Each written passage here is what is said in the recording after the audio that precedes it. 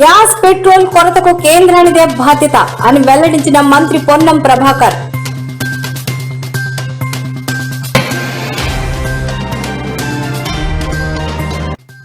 తెలంగాణలో ఆర్టీసీలో సమ్మె సైరన్, మళ్లీ స్తంభించబోనున్న ప్రజా రవాణా.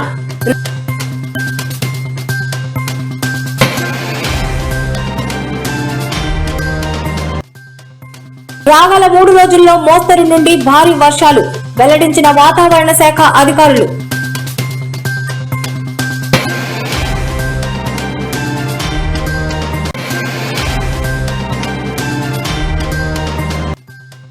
అమరావతి సీడ్ యాక్సెస్ రోడ్ పనుల్లో భూ సమస్య ఉందన్న నారాయణ. అయినప్పటికీ రైతులకు మరో నెల సమయం ఇస్తున్నట్లు వెల్లడి.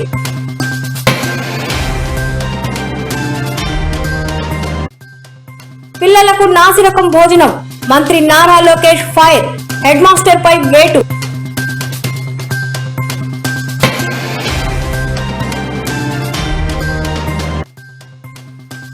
టీడీ కీలక నిర్ణయం, వాసన తరహాలో తిరుపతిలో అక్షరాభ్యాస సౌకర్యం.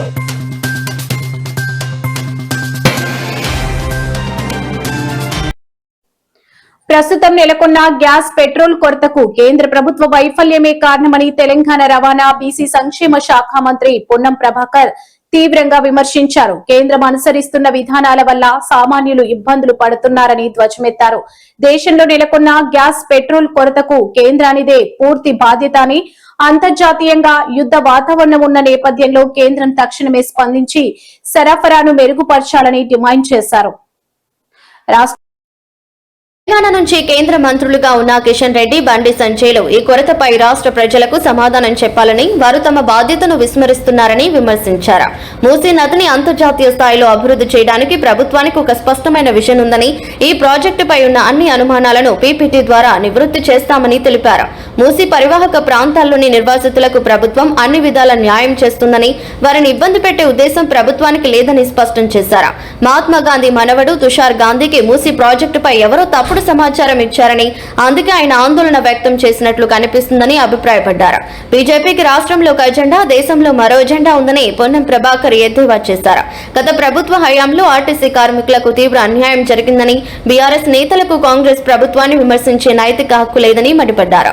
ఆర్టీసీలో ఎలక్ట్రిక్ బస్సుల ప్రవేశం అనేదే కేంద్ర ప్రభుత్వ నిర్ణయమని, దీనిపై అనవసర రాద్ధాంతం చేయవద్దని సూచించారు. नहीं जा पाएंगे तो गैस के लिए हम क्या खिलाएंगे बच्चों को?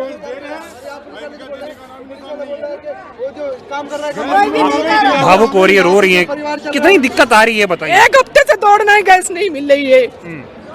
क्या खिलाएंगे बच्चों को? क्या आदमी कमाएंगे? ड्यूटी करेंगे, गैस भरवाएंगे। 7000 का सिलेंडर है, क्या करेगा आदमी?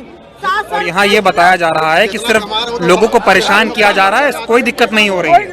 1 हफ्ते से दौड़ रही हूँ सर, गैस नहीं मिल रहा है, क्या करेंगे बताइए?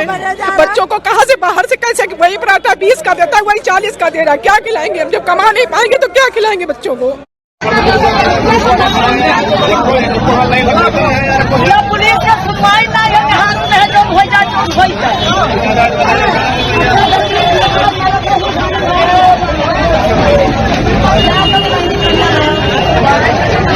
पैसा ले लो आता मुझे तेरा कौन भूल गया।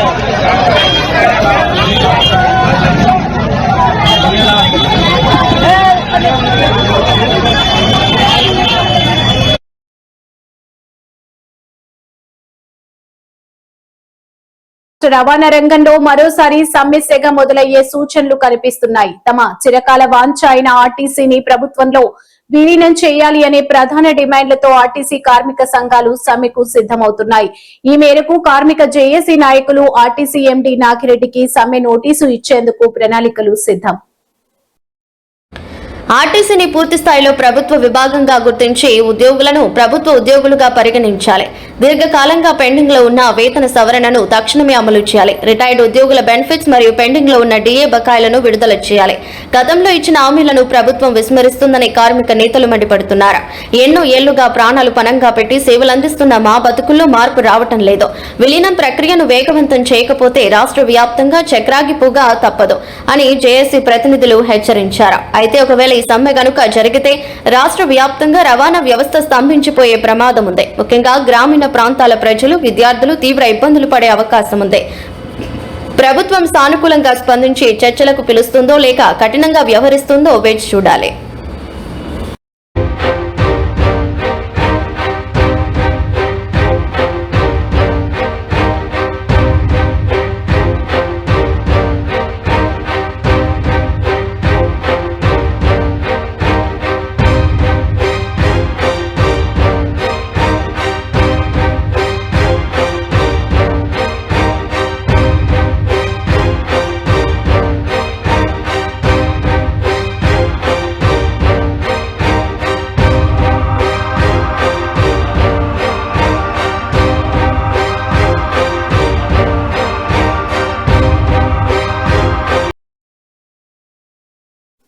రాష్ట్రంలో రాగల 3 రోజుల్లో మోస్తారు నుండి భారీ వర్షాలు కురిసే అవకాశం ఉందని హైదరాబాద్ వాతావరణ కేంద్రం తెలిపింది. గాలి వేగం గంటకు 30 నుండి 40 కిలోమీటర్ల వేగంతో ఉరుములు మెరుపులు ఈదురు గాలులతో కూడిన వర్షాలు కురుస్తాయని పేర్కొంది. ఈ నెల 16 నుండి 18 వరకు రాష్ట్రంలో పలు ప్రాంతాల్లో తేలికపాటి నుండి మోస్తారు వర్షాలు, పలు ప్రాంతాల్లో ఉరుములు మెరుపులతో కూడిన భారీ వర్షాలు కురిసే అవకాశం ఉందని వాతావరణ శాఖ తెలిపింది. ఈ నెల 15న ఆదిలాబాద్, కొమురంభీం, ఆసిఫాబాద్, మంచిర్యాల, నిర్మల్, నిజామాబాద్, జగిత్యాల, రాజన్న సిరిసిల్ల, కరీంనగర్, పెద్దపల్లి, జయశంకర్, భూపాలపల్లి, ములుగు, భద్రాద్రి కొత్తగూడెం, ఖమ్మం, నల్గొండ, సూర్యాపేట, మెదక్, కామారెడ్డి జిల్లాలలో అక్కడక్కడ కురిసే అవకాశం ఉందని పేర్కొంటూ ఆయా జిల్లాలకు యెల్లో అలర్ట్ జారీ చేసింది. బంగాళాఖాతంలో ఏర్పడిన ఈ ఉపరితల ఆవర్తనం క్రమంగా బలపడుతూ రాష్ట్ర వాతావరణంలో గణనీయమైన మార్పులకు కారణం కానుంది. దీని ప్రభావంతో ఆదిలాబాద్, ఆసిఫాబాద్, మంచిర్యాల జిల్లా, జగిత్యాల, పెద్దపల్లి, జయశంకర్, భూపాలపల్లి, భద్రాద్రి కొత్తగూడెం, ములుగు, ఖమ్మం, రంగారెడ్డి, హైదరాబాద్, నిజామాబాద్, నల్గొండ, సూర్యాపేట, నాగర్ కర్నూలు వంటి పలు జిల్లాలకు వాతావరణ శాఖ యెల్లో అలర్ట్ జారీ చేసింది. అంటే ఈ ప్రాంతాల ప్రజలు అప్రమత్తంగా ఉండాలని, అవసరమైన జాగ్రత్తలు తీసుకోవాలని సూచించారు. పిడుగుపాటు ప్రమాదాలపై ప్రత్యేకంగా అప్రమత్తంగా ఉండాలని, బహిరంగ ప్రదేశాల్లో ఎత్తైన చెట్ల కింద ఉండరాదని వాతావరణ నిపుణులు హెచ్చరిస్తున్నారు.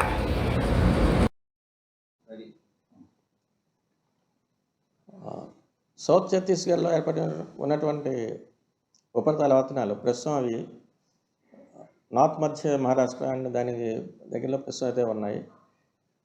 అలాగే మరొక trough is also running from north మధ్య మహారాష్ట్ర నుంచి బంగ్లాదేశ్ వరకు కూడా across Jharkhand and Gangetic west Bengal. అలాగే మాన్సూన్ కండిషన్స్ కూడా నార్మల్గా ఉన్నాయి. వీటన్నింటి ప్రభావం చేత రాష్ట్రంలో అయితే గ్రాడ్యువల్గా రైన్ఫాల్ యాక్టివిటీ అయితే డిక్రీజ్ అవుతుంది. నెక్స్ట్ 24 అవర్స్ చూస్తే అక్కడక్కడ ఉరుములతో కూడిన జల్లులు వచ్చే అవకాశం ఉన్నట్టుగా మనం ఫోర్కాస్ట్ ఇస్తున్నాం. అలాగే ఉన్నటువంటి మాన్సూన్ కండిషన్స్ చూస్తే తీరం మట్టికి బలమైన ఎదురుగాలు అయితే ఇంకా కంటిన్యూ అవుతున్నాయి. అలాగే గంటకి 35 నుంచి 45 కిలోమీటర్ల కూడా కంటిన్యూ అవుతున్నాయి. వీటి కారణం చేత తీరంబడి ఉన్నటువంటి కంప్లీట్ ఆంధ్ర తీరంబడి ఉన్నటువంటి మత్స్యకాలందరూ కూడా వేటకు వెళ్ళొద్దని చెప్తున్నాం. నెక్స్ట్ లాస్ట్ 24 అవర్స్ వరకు కూడా చూసినా కూడా ఒక మోస్తరు వర్షాలు అక్కడక్కడ మన కోస్తా జిల్లాలో నమోదవడం జరిగింది. 1 to 3 సెంటీమీటర్స్ వరకు మ్యాక్సిమం రైన్ఫాల్ రికార్డ్ అయింది లాస్ట్ 24 అవర్స్లో. ఇది మా ప్రస్తుతం అనుకున్నటువంటి వెదర్ అప్డేట్. అంతే సార్. ఏ జిల్లాలోనే ఎక్కువ శాతం వర్షపాతం పడ్డది చెప్పాలి? లాస్ట్ 24 అవర్స్ చూసుకుంటే ఆల్మోస్ట్ అక్కడక్కడ మ్యాక్సిమం ఇటు ఉత్తరాంధ్రలోను, దక్షిణ కోస్తాలోను కూడా మ్యాక్సిమం 3 సెంటీమీటర్స్ అయితే వర్షం అయితే గుంటూరు జిల్లాలో తెనాల్లో 3 సెంటీమీటర్స్, అలాగే కృష్ణా జిల్లాలో అవనగడ్డలో కూడా 3 సెంటీమీటర్స్, విశాఖపట్నంలో ఇక్కడ కూడా 3 సెంటీమీటర్స్ వర్షపాతం. నెక్స్ట్ మధ్య మహారాష్ట్ర అటు వాళ్ళ దాని ప్రభావం క్రమేపీ మనకి దాని వల్ల వచ్చేటువంటి వర్ష. ఆంధ్రప్రదేశ్ రాజధాని అమరావతి నిర్మాణంలో అత్యంత కీలకమైన సీడ్ యాక్సెస్ రోడ్డు పనులను రాష్ట్ర పురపాలక శాఖ మంత్రి నారాయణ ఈ రోజు క్షేత్రస్థాయిలో పరిశీలించారు. ఉండవల్లి వద్ద బంకింగ్ హామ్ కెనాల్ పై నిర్మిస్తున్న అత్యాధునిక స్టీల్ బ్రిడ్జ్ పనులను పర్యవేక్షించిన ఆయన రాజధాని కనెక్టివిటీపై కీలక ప్రకటనలు చేశారు. సీడ్ యాక్సెస్ రోడ్డును మంగళగిరి ప్రధాన రహదారికి అనుసంధానించే క్రమంలో ఇంకా 4.5 ఎకరాల భూమికి సంబంధించిన సమస్య పెండింగ్ లో ఉన్నట్లు మంత్రి తెలిపారు. ఈ భూమిని సేకరించేందుకు ప్రభుత్వానికి చట్టపరంగా అవకాశం ఉన్నప్పటికీ రైతులకు మరో నెల రోజుల పాటు వెసులుబాటు కల్పిస్తున్నట్లు ప్రకటించారు.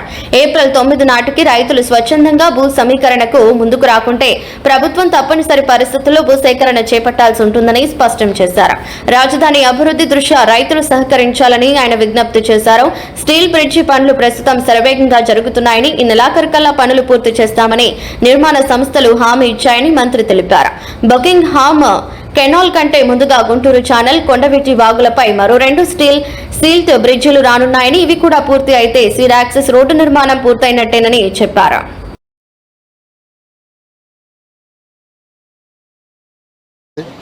అధికారులు అయితే ఈ మంత్ ఎండింగ్ యాక్చువల్గా దాన్ని ఇచ్చేస్తాం, ఈ మంత్ ఎండింగ్ యాక్చువల్గా పూర్తి అయిపోతుంది అన్నారు. ఫస్ట్ వీక్లో దీన్ని యూటిలైజ్ చేయొచ్చు అన్నారు. అదేవిధంగా ఈ బకింగ్హామ్ కెనాల్ ముందు యాక్చువల్గా అక్కడ 2 కెనాల్స్ ఉన్నాయి. ఒకటి గుంటూరు ఛానల్, కొండవీటి వాగు.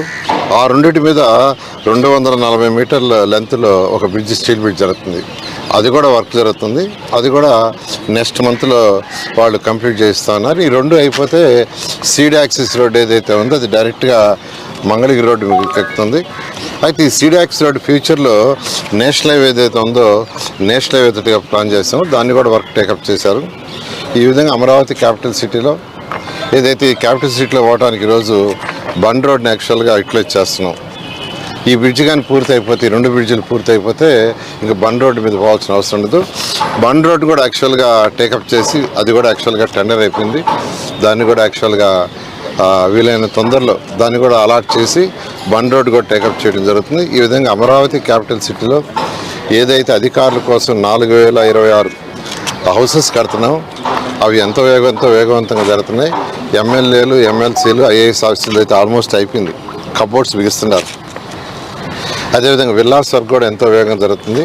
అదేవిధంగా గ్రూప్ 1, గ్రూప్ 2, అదేవిధంగా గ్రూప్ డి ఆఫీసర్లు కూడా కబోర్డ్లు, డోర్స్ బిగిస్తున్నారు.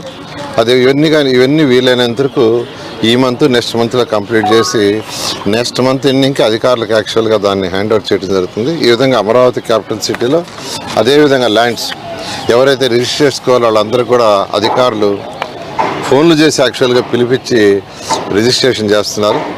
మిగిలిపోయిన వాళ్ళకి ప్లాట్ అలాట్మెంట్ కూడా ప్లాట్లు నిన్న కూడా ప్లాట్లు అలాట్ చేశారు. ఆ విధంగా ప్రతి 15 రోజులకు ఒక రోజు ఎవరికన్నా ప్లాట్లు ఇవ్వాల్సి అలాట్ చేస్తున్నారు. అన్నిటికంటే ముఖ్యమైనది ఏంటంటే ల్యాండ్ అక్విజిషన్. ఎవరైతే ఇంకా కొందరు ఇవ్వటానికి ఇష్టపడలేదు వాళ్ళందరినీ కూడా ల్యాండ్ పూలింగ్ రామని ఈరోజు కూడా రిక్వెస్ట్ చేస్తున్నాం. అయితే సమయం మించిపోతుంది కాబట్టి, అంటే ఇంకా రోడ్స్ వర్క్ జరుగుతుంది, ఇబ్బంది పడతామని ల్యాండ్ అక్విజిషన్ పెట్టాము. ఈ నెల 9వ తేదీకి 60 రోజులు పూర్తయింది. మరొక 30 రోజులు సమయం ఉంది. ఈ 30 రోజుల్లో ఉన్న ప్రాసెస్ని అధికారులు కంప్లీట్ చేస్తారు. సీడ్ యాక్సెస్ మీద ఈ యాక్సెస్ రావడానికి మరొక 4.5 ఎకరా పెండింగ్ ఉంది. ఆ 4.5 ఎకరా రైతు సోదరులు కూడా ల్యాండ్ పూలింగ్కి వస్తే ల్యాండ్ పూలింగ్లో తీసుకుంటా. లేని సందర్భంలో వచ్చే నెల ఏప్రిల్ 9న వాళ్ళకి చేయాల్సిన అమౌంట్ని మేము డిపాజిట్ చేసేసి యాజిటీస్గా దాన్ని ల్యాండ్ అక్విజిషన్ తీసుకుని ముందుకు పోవడం జరుగుతుంది. నేను రైతు సోదరులందరికీ ఒకటే చెప్పేది, ట్రంక్ రోడ్స్, లేఅవుట్స్ రోడ్స్కి ఏదైతే బ్యాలెన్స్ ఇవ్వలేదో దాన్ని ల్యాండ్ పూలింగ్లో ఇవ్వాల్సిందిగా రిక్వెస్ట్ చేస్తున్నాను. లేదు అంటే ఇంకా ల్యాండ్ అక్విజిషన్ పక్క తప్పుతుంది. ఎందుకంటే అన్నీ ఒక స్టార్ట్ అయిపోయినాయి. లేఅవుట్స్ రోడ్స్ 1500 కిలోమీటర్లు స్టార్ట్ అయింది. అక్కడ డ్రైనేజీ, సివరేజీ, ఎలక్ట్రికల్ డక్స్ కడుతున్నారు. మధ్యలో చిన్న బిట్లు ఆగిపోతే అసలు ఆ వర్క్ అంతా వేస్ట్ అయిపోతుంది. వర్క్ వేస్ట్ కాకుండా ఉండాలంటే కంటిన్యూషన్ కావాలి. అందువల్ల వీలైనంత వరకు మీరందరూ ల్యాండ్ పూలింగ్కి ఇవ్వాల్సిందిగా నేను రిక్వెస్ట్ చేస్తున్నా. లేనప్పుడు ఇంకా ల్యాండ్ అక్విజిషన్కే పోవడం జరుగుతుంది. ఇది ఎప్పటికల్లా పూర్తవుతుంది? ఏదైతే ఇప్పుడు యాక్చువల్గా మన బకింగ్హామ్ కెనాల్ మీద స్టీల్ బ్రిడ్జ్ చేస్తున్నారు, అది మధ్యలో ఒక్క బిట్టు జాయింట్ ఉంది, ఇవాళ కంప్లీట్ చేస్తారంట. చేసేసి యాక్చువల్గా వాళ్ళు పైన కాంక్రీట్ కూడా మొదలు పెడుతున్నారు. ఈ నెలాఖరాకి యాక్చువల్గా వాళ్ళు హ్యాండ్ ఓవర్ చేస్తూ ఉన్నారు. అయితే వచ్చే నెల 10వ తేదీ నుంచి దీన్ని వాడుకోవచ్చు. 10వ తేదీ ఫస్ట్ వాళ్ళైతే నెలాఖరు నుంచి వాడుకోవచ్చు అని చెప్తున్నారు. ఏదైనా మనం 1 వీక్ 10 days అనుకుంటే నెక్స్ట్ మంత్ 10th నుంచి వాడుకోవచ్చు. అయితే దీని ముందున్న 2 బ్రిడ్జిలు కావాలి. దీని ముందు కొండవీటి వాగు, గుంటూరు ఛానల్ ఉంటుంది, అవి కూడా వర్క్ జరుగుతుంది. అది కూడా వాళ్ళు నెక్స్ట్ మంత్ హ్యాండ్ ఓవర్ చేస్తారు. చేస్తే సీడ్ యాక్సిస్ రోడ్ త్రూ అయిపోతుంది. అంటే మధ్య మధ్యలో మీరు గ్యాప్లు ఇచ్చారు సార్, రోడ్డు యాక్చువల్గా అటు కూడా తిప్పారు. మరలా అదే 4.5 ఎకరా ఇంకా రావాలి యాక్చువల్గా. నిన్న మొన్న కూడా కొంతమంది ల్యాండ్ పూలింగ్ ఇచ్చేశారు. మరొక 4.5 ఎకరా ఉంది, వాళ్ళతో కూడా మాట్లాడుతున్నారు. మాట్లాడి ల్యాండ్ పూలింగ్కి వస్తే సరే, లేకపోతే ఏప్రిల్ 9వ తేదీ ల్యాండ్ అక్విజిషన్లో ఫైనల్ తీసుకోవడం జరుగుతుంది. ఎందుకంటే ఏప్రిల్ 9వ తేదీకి 90 రోజులు పూర్తవుతుంది. ప్రాసెస్ 60+30 పూర్తవుతుంది. సార్ ఎలివేటెడ్ కారిడార్ అంటున్నారు, అది 2 బ్రిడ్జ్లు గుంటూరు ఛానల్ మీద వచ్చేది ఎలివేటెడ్ కారిడార్ లేకపోతే స్టీల్ బ్రిడ్జ్ చేశారు? అది steel bridge. Okay, thank you.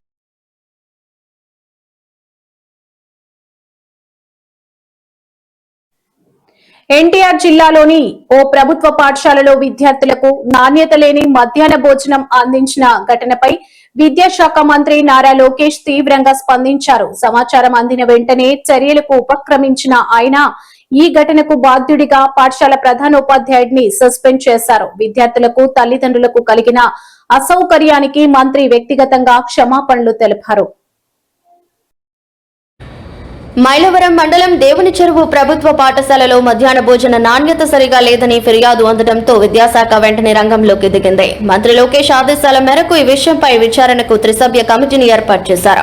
ఆ కమిటీ సమర్పించిన నివేదిక ఆధారంగా భోజనం సరఫరా చేస్తున్న ఏజెన్సీని తక్షణమే తొలగించి కొత్త ఏజెన్సీని నియమించారు. అదే సమయంలో పర్యవేక్షణలో విఫలమైనందుకు పాఠశాల హెడ్ మాస్టర్ ను సస్పెండ్ చేస్తూ ఉత్తర్వులు జారీ చేశారు. ఈ సందర్భంగా మంత్రి లోకేష్ మాట్లాడుతూ ప్రభుత్వ పాఠశాలల్లో విద్యార్థులకు నాణ్యమైన సేవలు సంరక్షణ అందించడమే మా లక్ష్యం. జరిగిన పొరపాటుకు పిల్లలకు వారి తల్లిదండ్రులకు మనస్ఫూర్తిగా క్షమాపణలు చెబుతున్నాను అని పేర్కొన్నారు. భవిష్యత్తులో ఇలాంటి సంఘటనలు పునరావృతం కాకుండా పర్యవేక్షణకు కట్టుదిట్టం చేస్తున్నామని తెలిపారు. తల్లిదండ్రుల నుంచి నేరుగా ఫీడ్బ్యాక్ స్వీకరించేందుకు లీప్ యాప్ ను మరింత బలోపేతం చేస్తామని, సమస్యలను తక్షణమే గుర్తించి పురస్కరిస్తామని హామీ ఇచ్చారు.